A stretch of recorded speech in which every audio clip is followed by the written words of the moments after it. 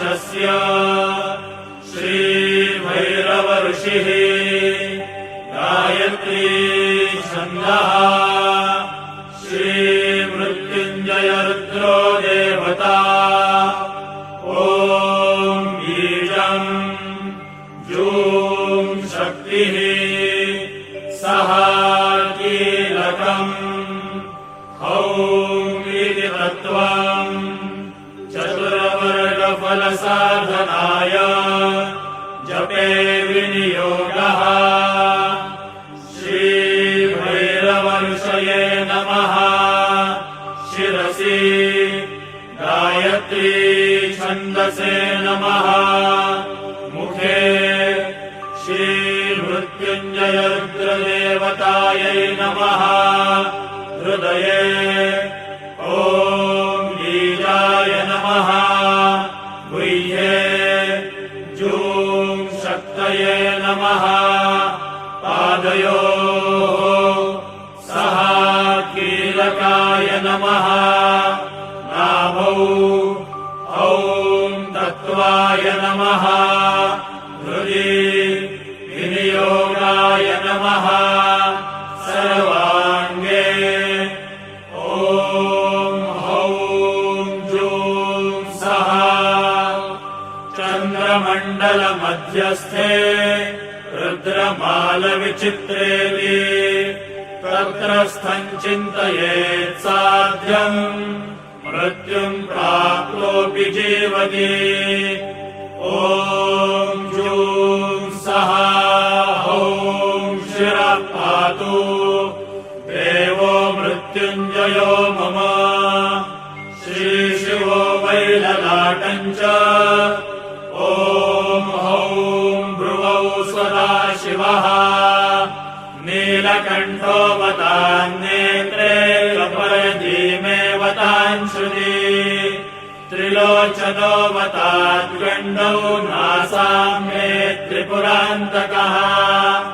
मुखम् पीयूषघटभृत्कोष्ठौ मे कृत्तिकाम्बरः हनुम् मे हाटकेशानो मुखम् भटुकभैरवः कन्धराङ्कालमथनो ग्रहङ्गणप्रियोऽवतु स्कन्दौ स्कन्दपिता पातु हस्तौ मे गिरिशोऽवतु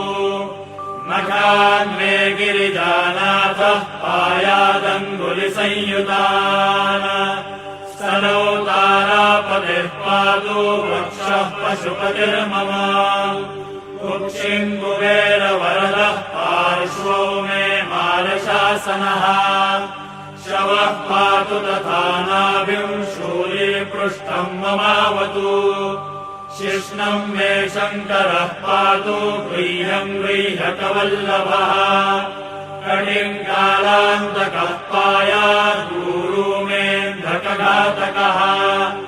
जागरूकोऽवताज्जानुर्जङ्घे मे कालभैरवः गुल्फौ पायाज्जटाधारी पादौ मृत्युञ्जयोऽवतु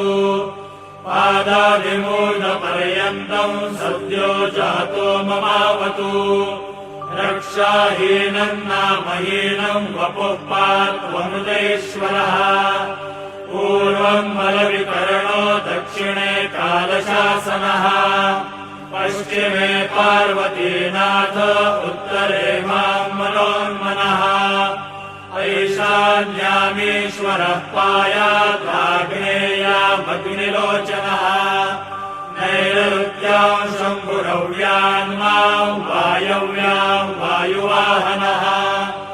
ऊर्ध्वे बलप्रमथनः पाताले परमेश्वरः दशदिक्षु सदा पातु महामृत्युञ्जयश्च माम् रणे राजकुले द्यूते विषमे प्राणसंशये पायादोऽञ्जोन्महारुद्रो देवदेवो दशाक्षरः प्रभाते पातु माम् ब्रह्मा मध्याह्ने भैरवोऽवतु सायम् सर्वेश्वरः पातु निशायाम् नित्यचेतनः अर्धरात्रे महादेवो निशान्ते माम् महोदयः सर्वदा